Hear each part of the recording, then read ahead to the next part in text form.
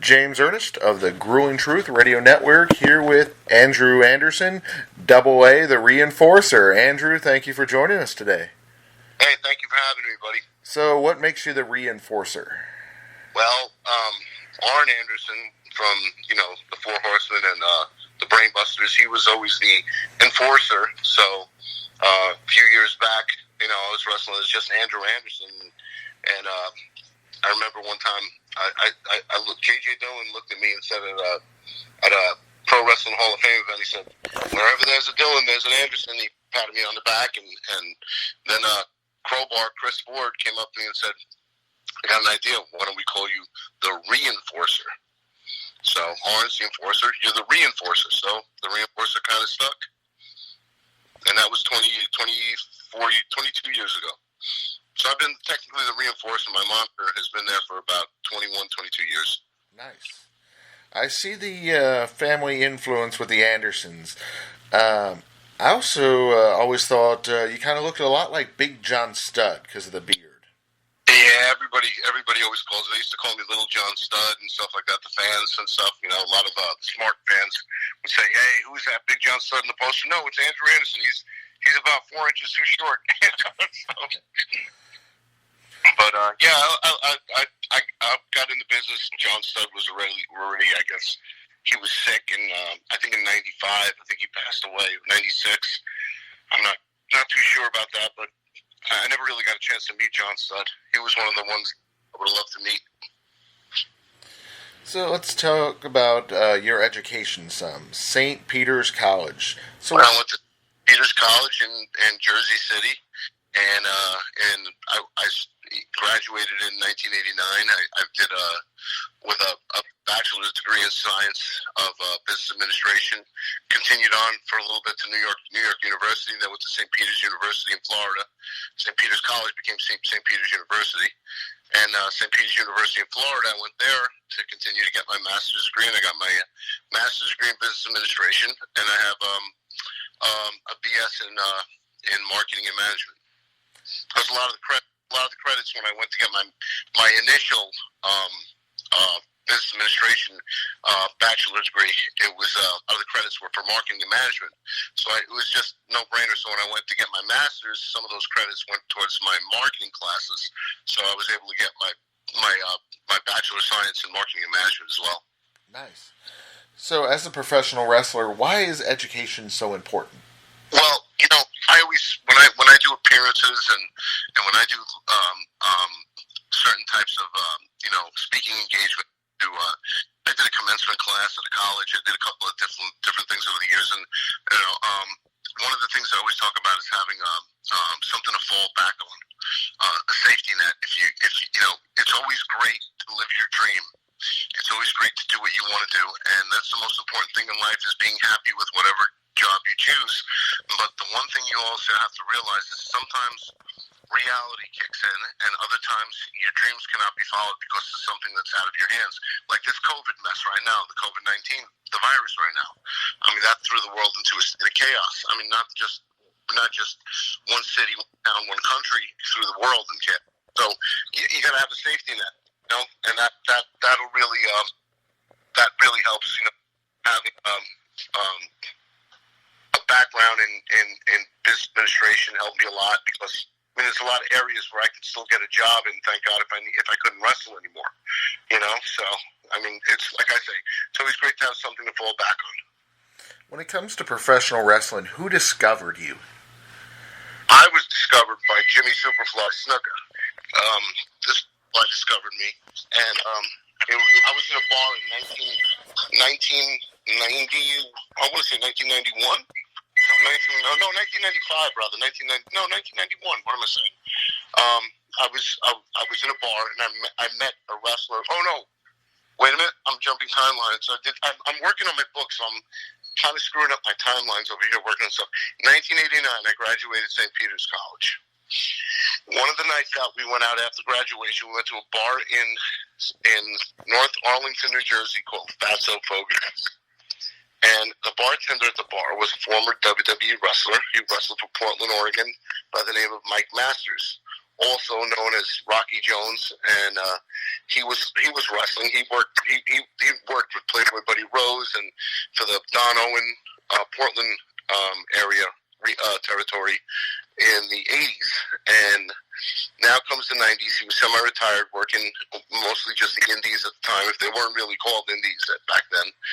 But he was bartending, and he was staying local because his daughters were born and everything. So I met him, and he was the first professional wrestler contact I met. Shoot forward to 1992, and I'm in a bar, and in walks the Metal Maniac and Jimmy Superfly Snuka, 92, and I think 92. And in walks the Metal Maniac and Jimmy Superfly Snuka, and they decide to say, we're going to, go to a show, and I wound up getting them blasted at the bar, and they said, would you like to come to the show with us the next night? I'll give you tickets in that town. So we wound up going to the show, and it's been history ever since. I was with Jimmy on and off for the better part of the last, he's dead almost 2.5 years. So I was with Jimmy for those almost 25 years, on and off with Jimmy, on the road with him. Mostly Jeff Miller, the Metal Maniac, was wrestling with him, doing a lot of his managerial work at the time, and his frequent opponent, because they traveled together. But then I wound up traveling a lot with Jimmy over the years, and Jimmy brought me into the business, and it was great. I mean, it was a total different experience when I was wrestling with Jimmy to when I got in the ring with other guys, because when I first was training with Jimmy and Gino Caruso, Mr. Italy, and those guys were working light as a feather. So when I had my first match actually was against Jimmy. But when I had my first match, it was a lot more physical than with the guys that I worked. They worked more strong style or snug than Jimmy was. Jimmy was very easy. He was like a feather. He looked like he was killing you, but he wasn't even touching you. It was an art form, getting trained under Jimmy, It's a forgotten art form. So it sounds like he was very impactful on your career. Jimmy was extremely impactful. He was I always say I had three fathers in the wrestling business. I say this in all my interviews. People say, are you really related to Greg the Hammer Valentine? I say no, but we played the father and son angle up for a long time. And, I always say Greg is my dad because Greg taught me how to make money and took me around the world and everything in the business. Kevin Sullivan is my papa. I call him Papa because Papa Smurf, he's so small and diminutive, and he really taught me how to get out there and do things. I wrestled on a lot of different continents, so I think 5 continents with Kevin, and then there's Pops, Jimmy Snuka. Jimmy taught me how to work, how to wrestle. He taught me the basics, the fundamentals of the business. So it was really good being there with Jimmy and learning. It was a learning experience. It was just it was with Jimmy. It was easy. It was so easy. So such a nice man, such a nice guy, and it was just everything was so easy with him. So it was different. It was a different world when I started meeting the other wrestlers and everybody else and going out with them. Everybody has their own personalities. Jimmy's was just so easygoing, and it was great. He lived the island life. Even on the East Coast, you know what I'm saying? He was just laid back, It was like, brother, you give me a bud. Yeah, bring him a Budweiser, brother. You think we just got to finish one bud, so I have to bring a case,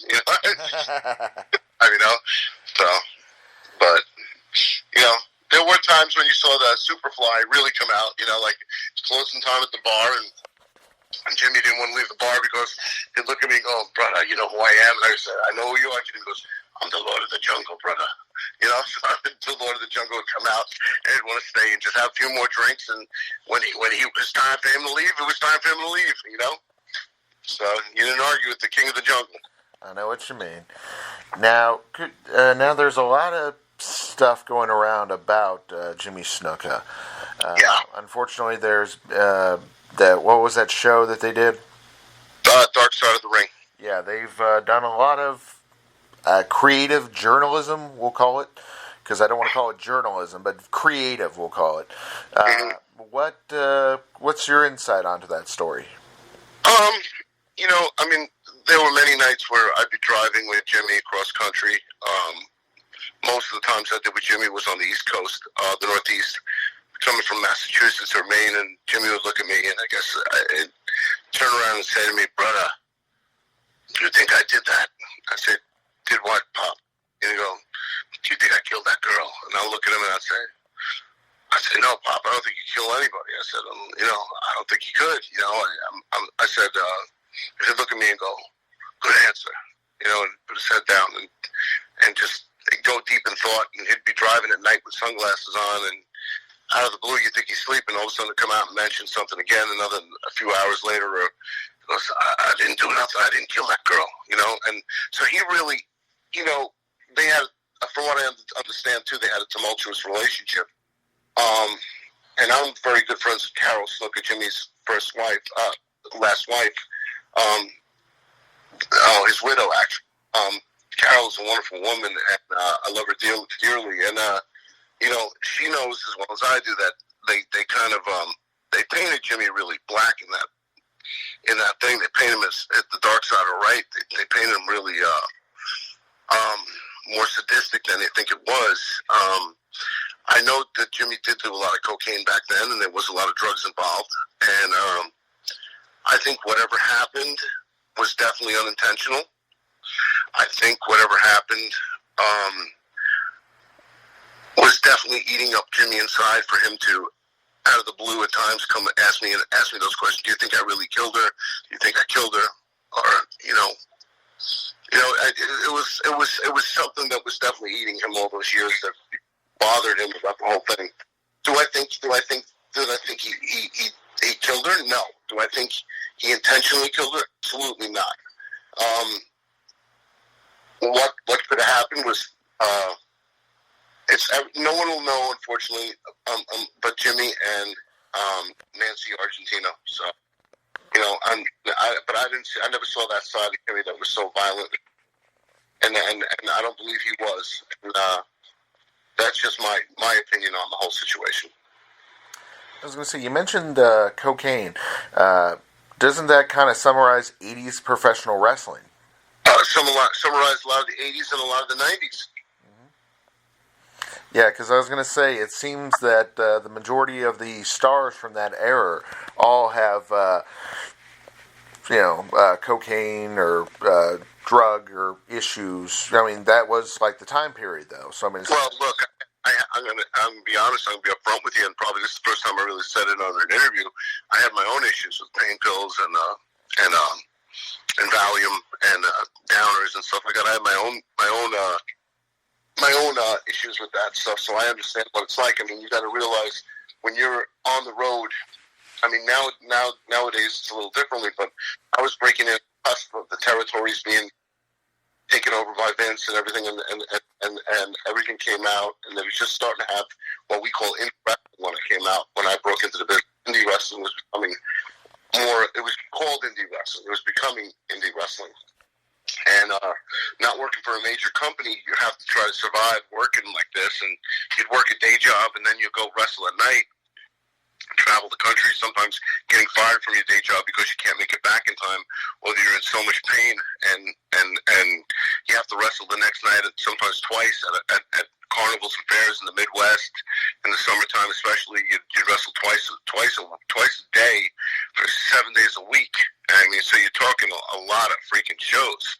You're talking 14 matches. I mean, sometimes more. I mean, there was one week I did 23 matches, and it takes a beating. And you get hooked. You take something once for pain, you feel good, you sleep, you wake up the next morning. You know what I'm saying? Or you can't go to sleep because you've been out with the boys drinking. So you take a Valium, and then every night it becomes a routine. You take a Valium to sleep, you take a pain pill, you go to sleep, you wake up, and it just leads to more and more and more. It becomes an addiction, and I beat my own addiction just as it was getting bad.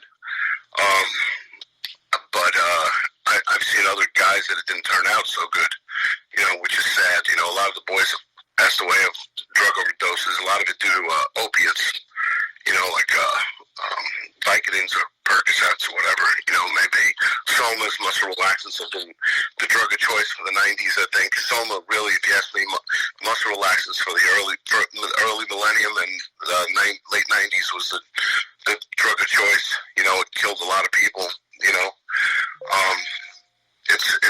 It's not easy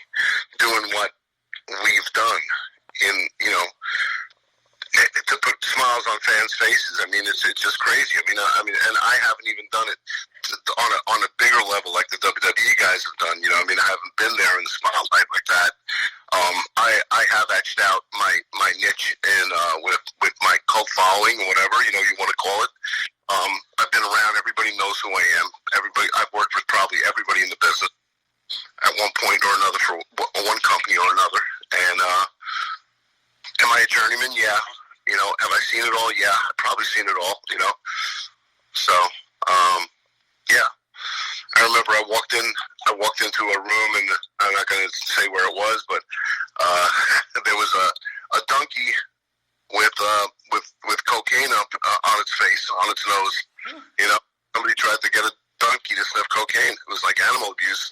Now it would be called animal abuse. Back then, they were just trying to, you know, cause mayhem and have the donkey go into somebody's room and shit it up. You know, so. Oh, but wow. that was about 18 years ago, maybe longer. No, about 22 years ago. So, yeah, I've seen everything. So it sounds like it was never boring. No, it was never boring. You know, we may get old, but we're not boring. You know, so one thing's for sure. You know, it's a different lifestyle. It's not for everybody. You know. You mentioned being a journeyman in professional wrestling. Have you gotten to see that documentary? The Journeyman with Francisco Shiatsu? Yeah. Yeah, no, I haven't gotten a chance to see it, but he's a good friend of mine, and I've wrestled him. We actually only wrestled once, considering, you know, and we just wrestled last July for the first time in years, and we known each other, and it was a really good match. We did Falls Count Anywhere in the building match, Sicilian Street Fight or something like that. It was pretty good. Nice. So, yeah. he's a nice. I haven't watched it, but I will. No, I should have took the time out to watch it during this pandemic quarantine. You know, so. Yeah, I'm in the same boat. I had him on the show to promote the darn thing, and I never got around to watching it. I should ask for like a screener copy or something, because it's one of those things I keep saying I'm gonna get around to watching, but I haven't. But yeah, he was really captivating. Enjoyed having him on the show. Yeah, he's a good guy. He's a really good guy. Really, really well spoken, and just a hell of a dude. You know, I like Francisco, so he's a pretty good worker too. Really, really good, talented guy. You know, so is his wife, Stormy Lee. Oh yeah, she's a top notch as well. Yeah. Going back to the beginning of your career, who trained you? I mean, you mentioned who influenced you, but who were your official trainers? My first weeks on the job were trained by Jimmy Snuka and Gino Caruso, Mr. Italy, Kodiak Bear, Tom Casola, who's a staple in the Northeast Indies in the late 90s, worked for WWE and everything. So him and Gino trained me a lot. I worked out a lot with Nunzio when he was still, at the time, it was just James Stone, I think, at the time. He would later on go on to be Nunzio and Little Guido in ECW. So I worked out with him a lot. And the executioners, Jerry Fazio and Terry Manton. Terry Manton passed away in, I think, 2001 or something like that of brain aneurysm. He died on the wheel of his car. So, but he was a power lifter. He was one of the guys who used to do the job to Putski and all those guys in WWE TV when the masks were transferred from Kowalski and Studd to the other executioners, the guys that came out and did the jobs in WWE. But they were doing jobs in WWE, but they were working all over the country, you know, as the executioners, you know. And so yeah, those are the guys that basically trained me when I was breaking into business. But first few workouts for the first few months, at least once a week, would be with Jimmy Snuka. So, and it was a good time. My first tag team partner was a kid called the Pub Bully. Now wrestles as Real Deal Craig Steele. I mean, he was my first long time tag team partner.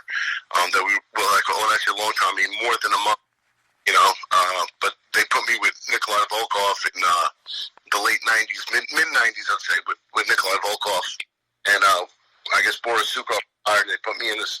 My first gimmick was the Siberian Tiger, and I'd wrestle all over from in the 90s as the Siberian Tiger. And I would do the Russian gimmick either solo or mostly with Nikolai Volkov, sometimes with Ivan Koloff.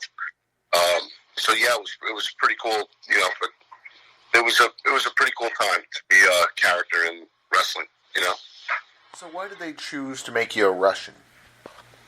Well, everybody said, they couldn't figure out what to do with me. I think when we first started, they were like, everybody wanted me to be an Anderson or to be a Valentine. They were like, you look like Greg, you look like Valentine, you look like Arn Anderson.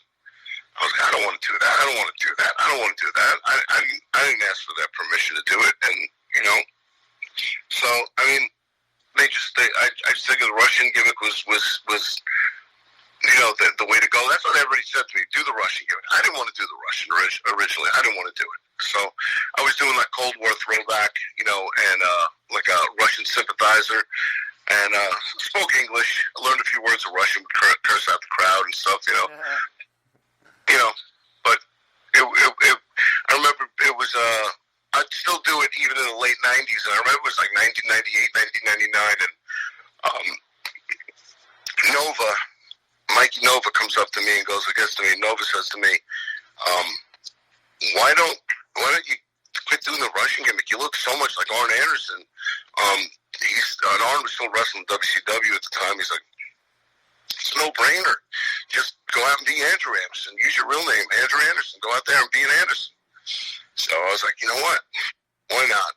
I went ahead and did it, and then eventually Crowbar branded me Reinforcer, and I just wrestled. I was still wrestling on occasion. People didn't want to use me as a Russian. I was wrestling as Andrew Anderson in the 90s. I mean, I was still wrestling as Andrew Anderson, but I wasn't wrestling as the Reinforcer, and I was mostly wrestling as Siberian Tiger in the early 90s, and mid 90s. So tell us about your connection with Ace Frehley of Kiss. Ace, I've been a huge Kiss fan my whole life. And I went to a couple of shows, and I was doing appearances. Let me go back to 1996. 1996, somebody asked me, they were doing Kiss was, 1991, before I got involved in the wrestling business. I was bouncing at a club in New Jersey called Rock the House, and Peter Criss and Ace Frehley came in doing their Bad Boys tour. Two members of Kiss with their own bands doing the Bad Boys tour. I wanted bodyguarding for Peter Criss for a while, and then I wanted bodyguarding for Ace Frehley for a while, and then got into wrestling and everything. And years go by, and I'm doing now. I got celebrity mode and everything, and doing from the movie The Wrestler, and doing various commercials over the years. And it was like 2012, 2013. And I'm signing now at conventions, and Ace is in there signing at conventions, and Ace is one of Ace's current bodyguards. His name is Jimmy Crowley. He says, "Hey, come on, Ace wants to come to meet you." So he brought me up, and Brutus Beefcake, and we went up and met Ace, and I said, "Do you remember me?" And of course he didn't, because he was drinking a lot back then. And I showed him some pictures that I had in my phone, that I have copies of it, and he was like laughing about it, and he was like, "I don't even remember that." And he was like, "I don't even remember when I played so many places, I don't remember." So we were laughing, and and then I think like 4 months later we ran into each other at another convention.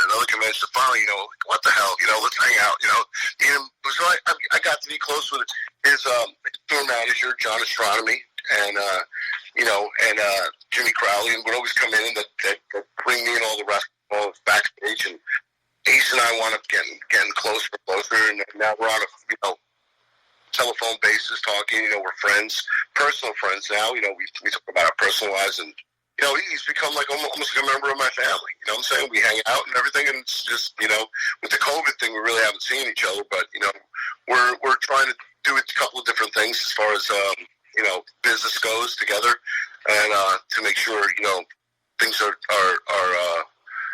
good for him, and make sure everything's going smoothly, and hopefully we'll be in business with something in the near future. So excellent, but not painting you up as the Kiss demon in wrestling, though. No, right? I ain't doing that shit. I'm too old for that shit.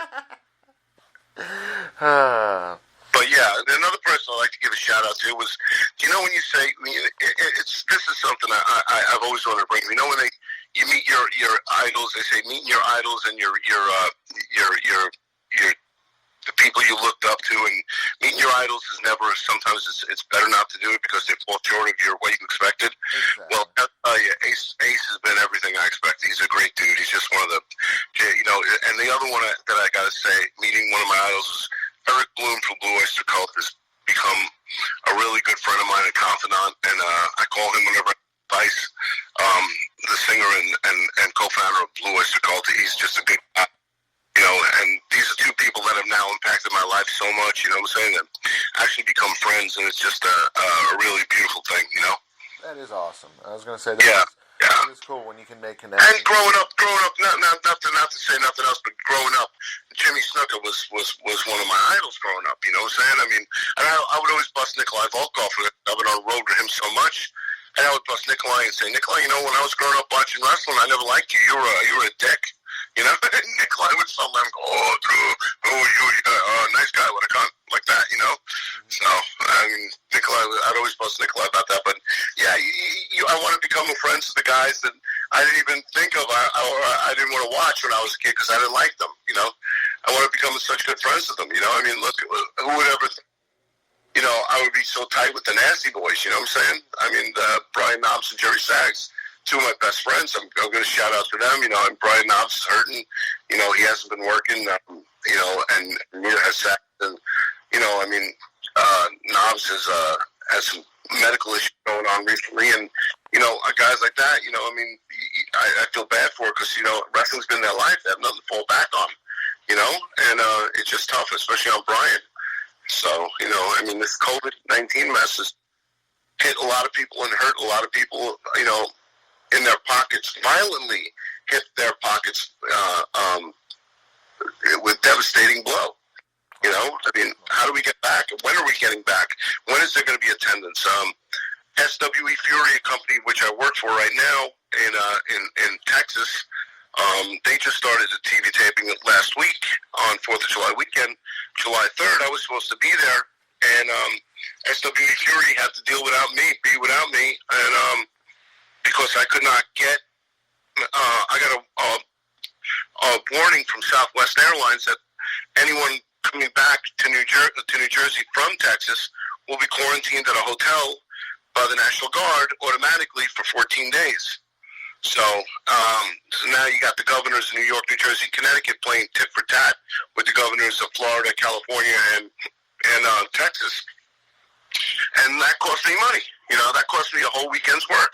Because I had a show on the 3rd, 2 shows on the 3rd for the taping, and then I had a show on the 5th for the global reunion, which I couldn't attend also in Sherman, Texas. So, which just kind of, threw a monkey wrench in my plan. So it's hurting everybody. It's hurting me. And, I was looking forward. I was, promoting it in my return to the ring since March 7th. And it would have been a great time. Now, it looks like my return to the ring as of now is on August 8th in Rhode Island, and I'll be in Rhode Island working for New World Extreme Wrestling, and that I can't wait to work for them. That's going to be a great time, and Southwest Wrestling Entertainment is a great new company that's really gone out there, has a lot of great talent, like Tim Storm, the heavyweight champion, is a veteran at the business, former NWA World Champion. James Beard is senior referee and senior official, and he really is an official. The guy really don't take crap from any of the wrestlers. You got really one of the toughest guys on the independent circuit that I've ever seen him. Tex McKenzie, Brent McKenzie, Super Tex they call him, and then you got another tough guy, Moonshine Mantel, who I worked. He's just no bones about it. He's an up and coming star. He's going to be the new Stone Cold or The Rock someday. Looking at this guy, he's got a great build, great guy to work, and you have a lot of guys that have worked with them, and it's a great company to work for. And they're on Roku TV, they're on Fight TV, they're on CWE and the CW in Dallas Fort Worth area on Action TV, and they're really good company to look out for, and I work for them, so I'm giving a shameless plug, Oh no, so. That's awesome. Actually, my only thing is I'm a little scared now because of your psychic powers.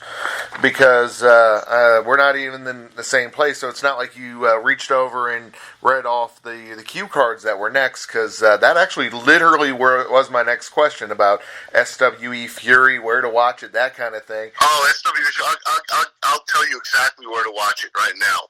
SWE Fury. Let me see if I can find it right. SWE Fury, you can catch it on CW33. Good fun out of Dallas Fort Worth.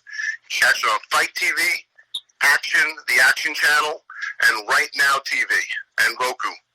So TV tapings were just last Friday out of Plano, Texas, and they were from July 3rd. I'm not going to be on those episodes, but I'm on like 4 episodes of the other previous tapings that they did, so it's a really good time. I made some promos explaining why I wasn't there and stuff like that, so whether they get aired or not, I'm hoping they do. If not, you can go on their Facebook page or their Twitter page for SWE Fury, and you can find them on that. But yeah, that's the nice thing. You actually did the promos where, now no one else in particular that we're going to name, Tessa Blanchard, where she wouldn't do her promos, which is the reason why she's unemployed now. Wow, yeah, see, I do my somebody asked me to do a promo, I do a promo. I even got another shameless plug. You can always go to what is it called?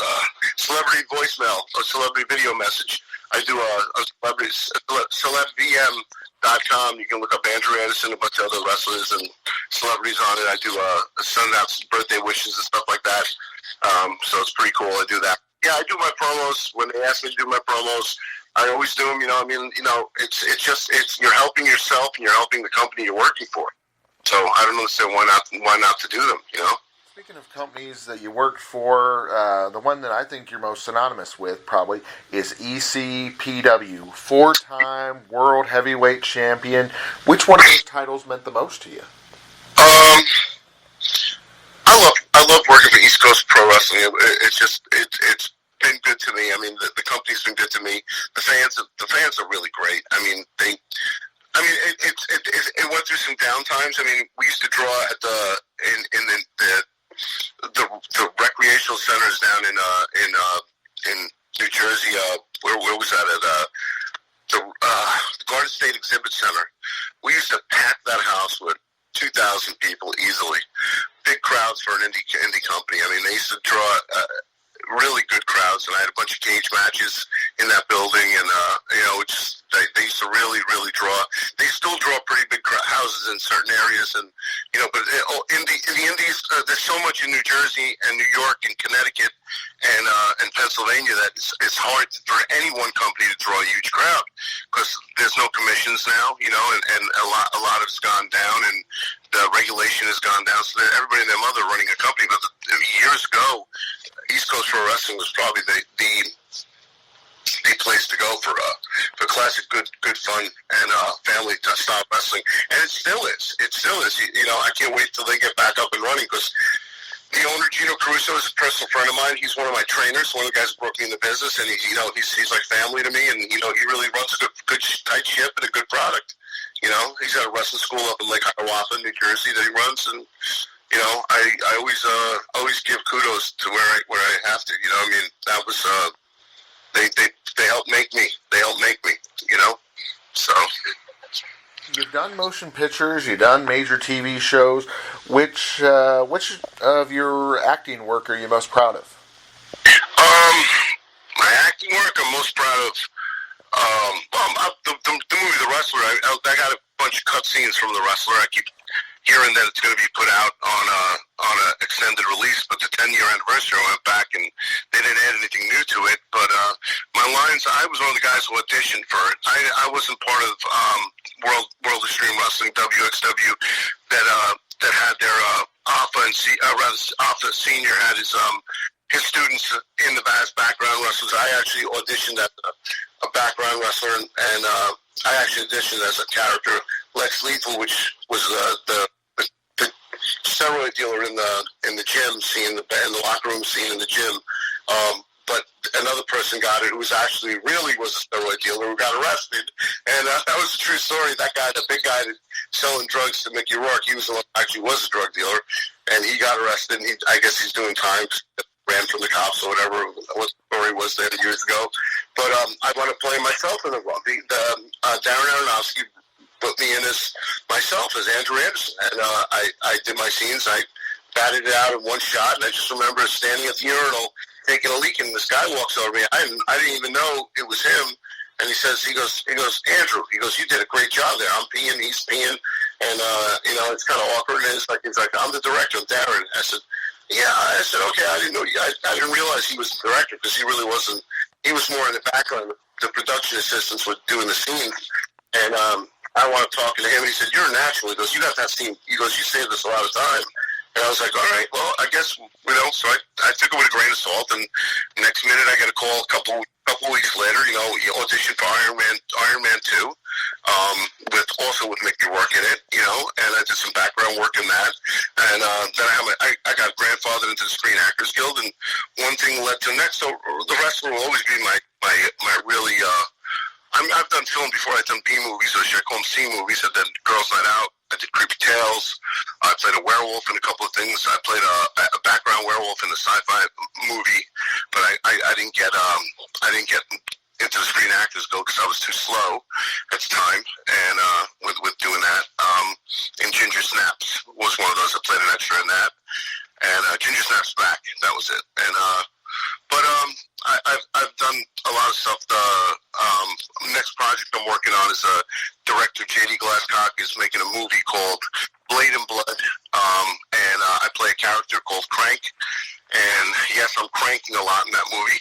So it's the character actually, believe it or not, is a maniacal killer, but he's also a freaking chronic masturbator. So it's kind of. Wow.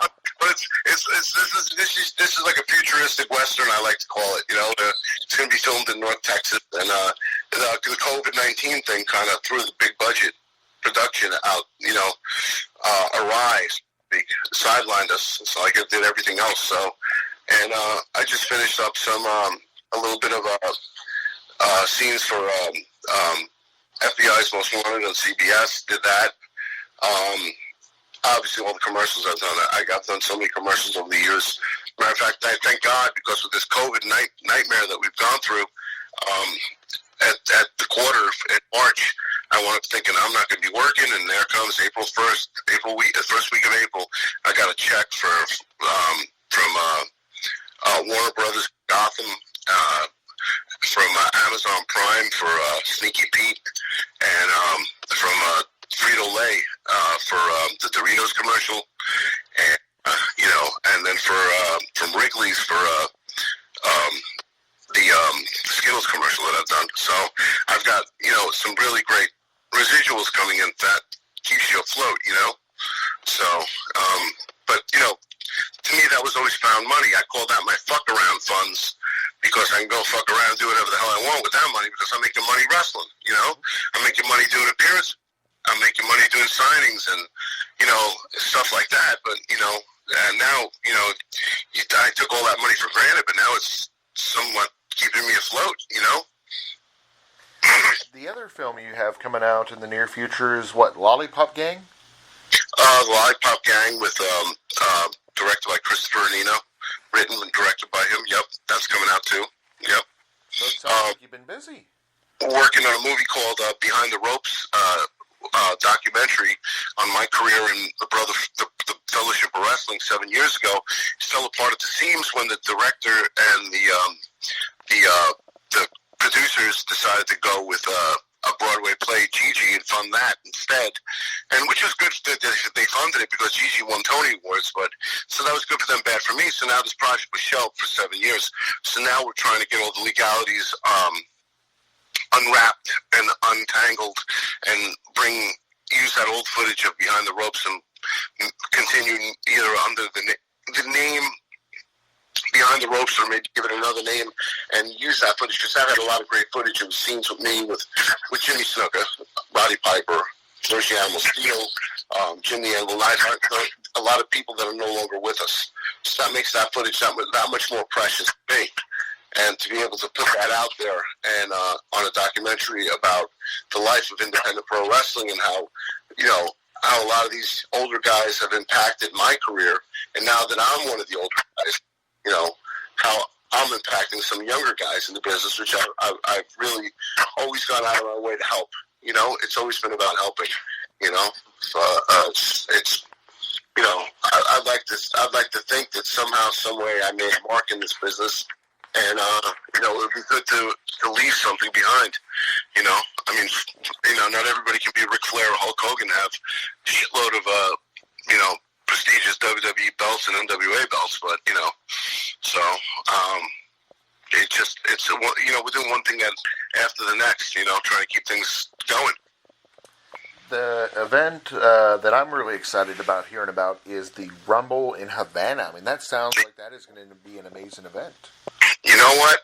That is a long time coming. Kevin Sullivan, the Taskmaster, and myself, we have worked with a friend of mine called named Mike Frazee, and his daughter Susan Frazee.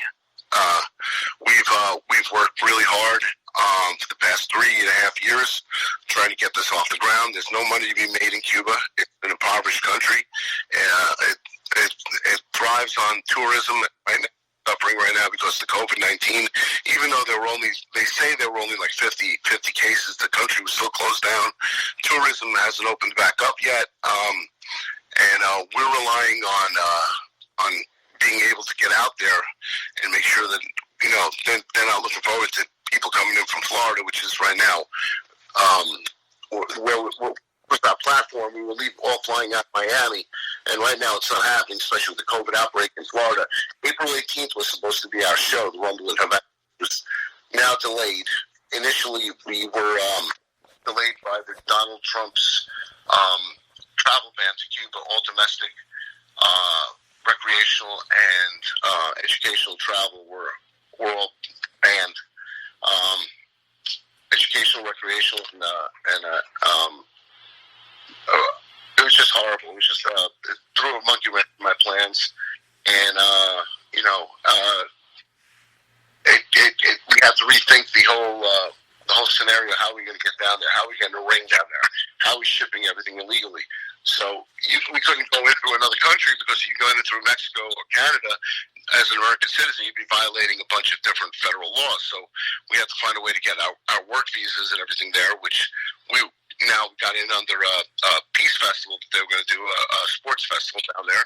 But then we ran into a monkey wrench. They threw in our plans. The State Department said the WWE and any AEW and all this type of wrestling is sports entertainment. You are still professional wrestling, so you're sports entertainment just like them. So we try to consider ourselves pro wrestlers and actual sport, but we've been deregulated by the government, and so now we have to find another way to get in the country. So we're coming in there as the entertainment for the United States Olympic cycling team that are doing a bike race at the Velodrome Arena in Cuba and Havana. So we got in with that. We had everything set for April 18th, and now what happens? COVID-19, the pandemic, and you know, we're just back to the drawing board. Well, no, we're not actually back to the drawing board. We have our sponsors are with us 100%, and you know, so we have everything set. It's just a matter, and the cards have been set. The talent has been locked in. I mean, I have Rodney Mack, Stevie Ray from Harlem Heat, WWE Hall of Famer. Rodney Mack, the Big Red Dog, my tag team partner. Tokyo Monster Cahagas, Mustang Mike Beadle, Alex Porto. You might remember him as the Pug from WWE.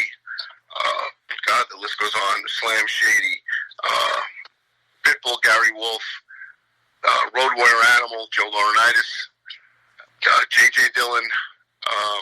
I can keep going on that. Obviously, Kevin Sullivan, and we have a list. We're bringing back a long lost art. We're bringing back managers. So I got a lot of managers on the show, like Carmine Spirito and Nigel Rabbit, and you know, Sean Hardy and a bunch of people like that. And everybody's working together. So they won't just be managing; they'll be helping me manage the locker room and everything. And you know, also added Bushwhacker Luke to the list of stars coming. Bushwhacker still wants to perform.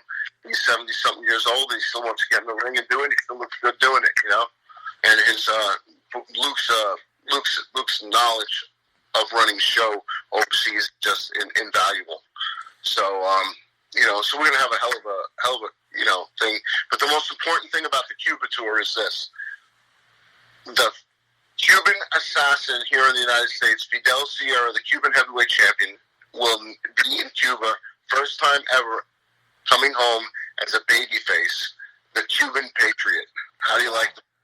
Managed by former NWA great Ricky Santana. So we're going to have it's going to be a different spin on things. Gangrel will also be on the tour. Gangrel, Dave Heath. So we're going to have a big budget tour. It's going to be simple, easy, old school wrestling. Good guys versus bad guys, so the people of Havana can understand the product. I'm sure they have satellites and WWE. But we just want to bring back old school wrestling. Sounds like an amazing event. It sounds like a stacked roster. You know what? It's just going to be a good time for the people in Havana because they have nothing. Really, if you think of it, they have nothing. A lot of it's going to be directed towards the tourists from like Japan, Germany, Canada, the UK. They come to Cuba because, unfortunately, we found something else out too that the Cuban government doesn't allow a lot of its Cuban people to gather in one place at one time. It's an older. It's got that mindset of communism again that they'll be overthrowing. That's the way I look at it.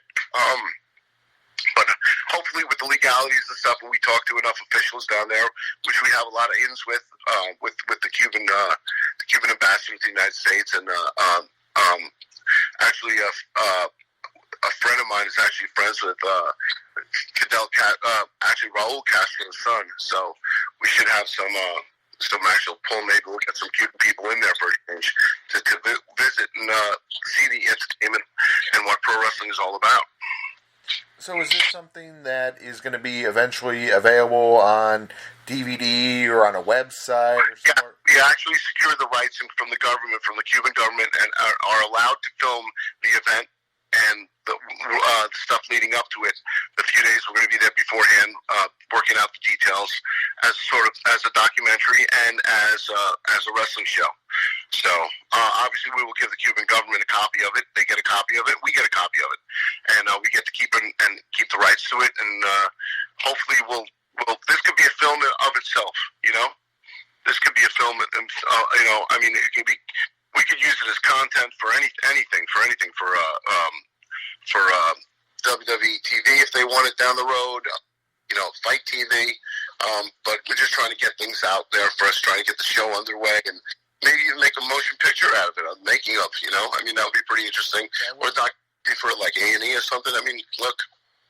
Exactly. It sounds like there's a lot of opportunities there and a lot of really great content with, like you said, the history of professional wrestling that is going to be in that event. This is a project that is not about money. It's not about making money. This project is about bringing wrestling to somewhere that hasn't been in 65 years. And I'm looking. That's the part that excites me. It's to see, for people to see wrestling who haven't seen it at all, in some cases, and in other cases haven't seen it since they were extremely young. Old people seeing it, the last time they were there was Pampero Firpo and I think Johnny Valentine and I don't know who else.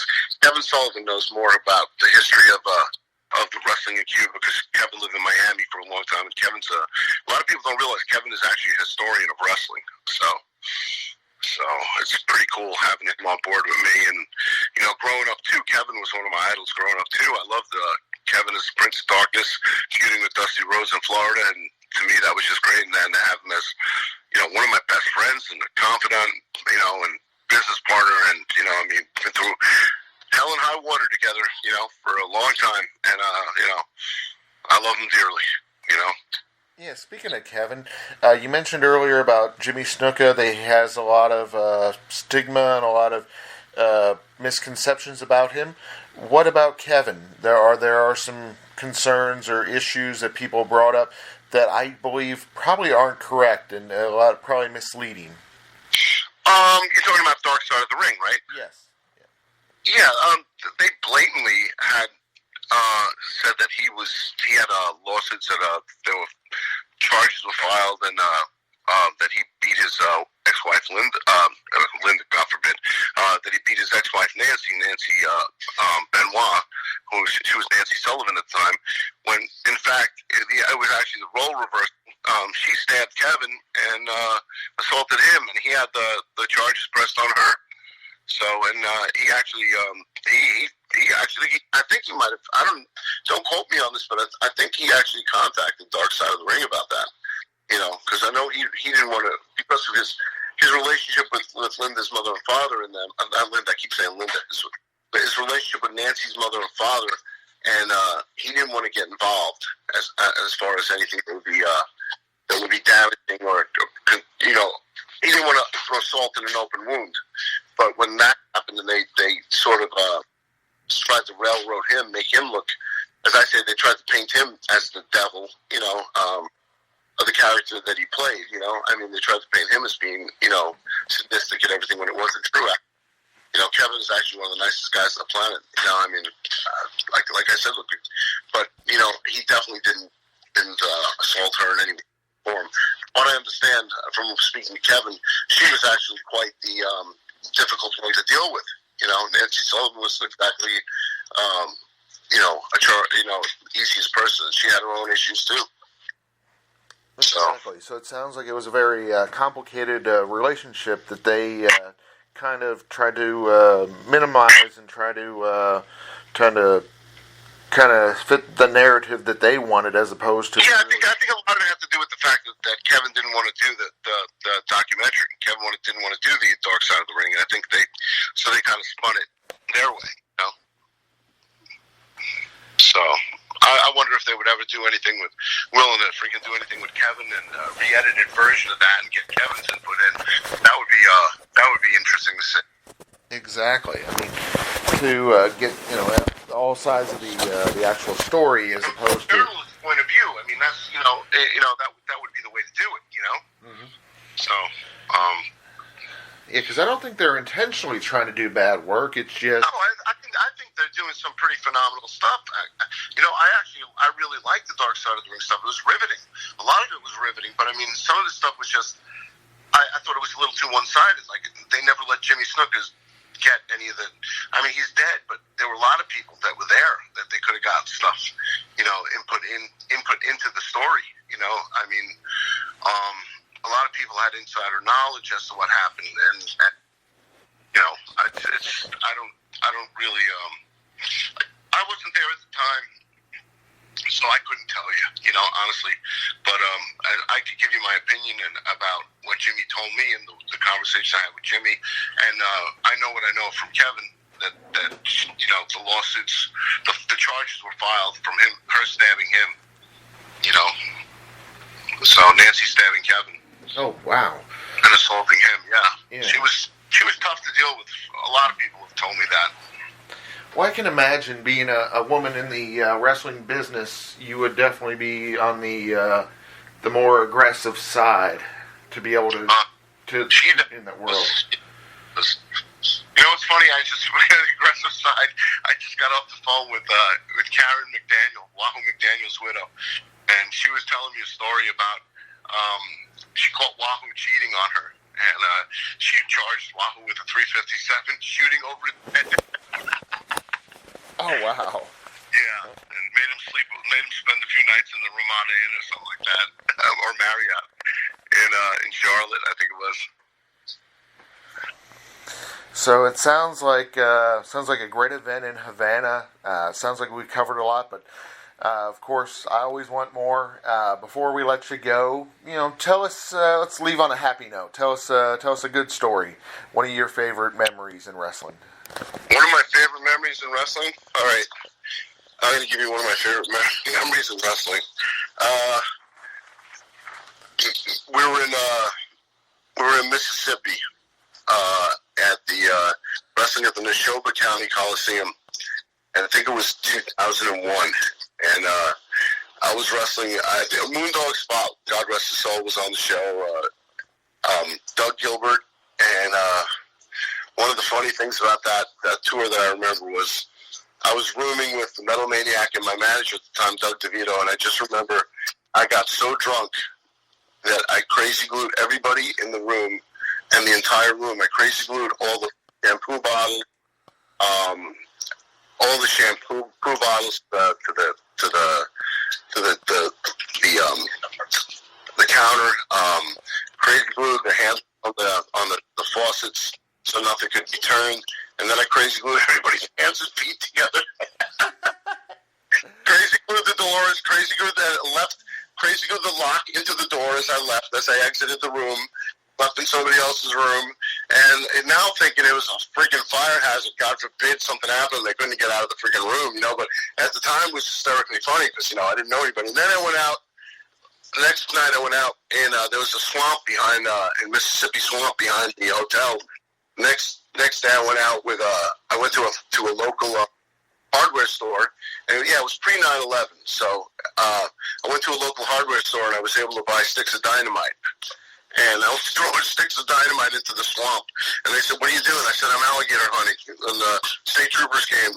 I was bombed. At one point, I lit the fuse and threw the lighter. That's how bombed I was. I held this freaking stick of dynamite, man. My manager screamed, "What are you doing?" I threw the stick of dynamite. It blew literally a few feet from us, knocked us on our asses. Oh, so that was one funny story. That was the truth. That was intense. I mean, I was notorious on the road for ribbing people. I mean, you either got blasted with a fire extinguisher when you slapped, or you were going to get something worse happen to you.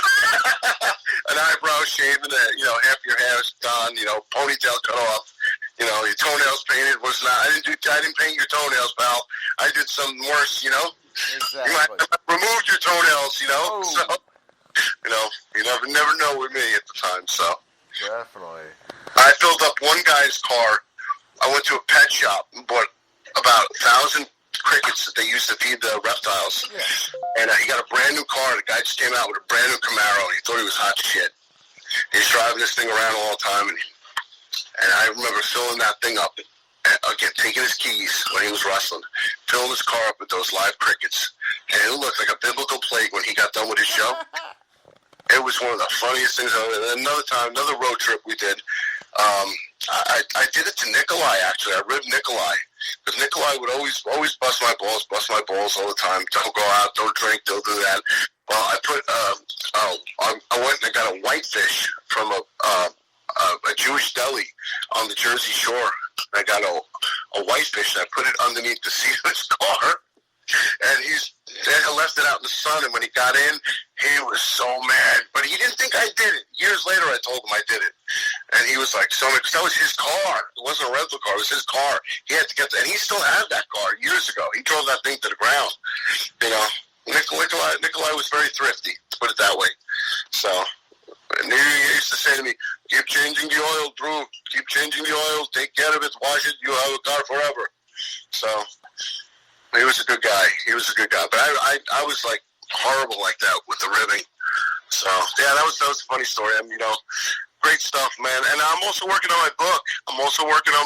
And it's called. I changed the name because it was called "It's Really Not My Fault," but that is kind of Gene Snitsky's moniker. It's not my fault. So, but the book was called "Really Not My Fault," and originally the working line of the book was. I'm going to say this once. I'm going to say it only once. The working title of this book is "It's Really Not My Fault." But for the rest of this read, I'm going to say it more than likely was my fault. But for the rest of this read, I will be vehemently denying it being my fault.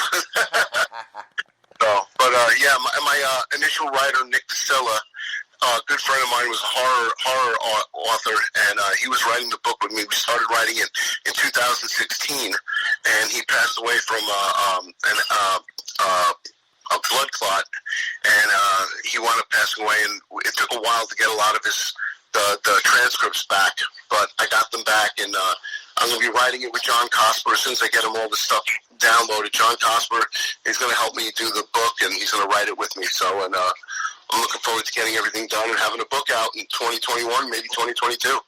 Sounds great. Definitely. We'd love to have you back on the show to talk up the book. Thank you, Andy. I'll be back on the show to talk up the Cuba tour, too. So, I'll give you all the dates when that happens. So. Sounds awesome. We'll appreciate having you on the show. Hey, man, I had a good time. Thank you for interviewing me.